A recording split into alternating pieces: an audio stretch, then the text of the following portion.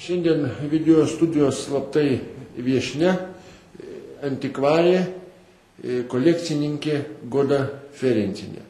Mes su ja kalbėsimės apie praėjusius sovietinius laikus ir juos lyginsime su šiandien.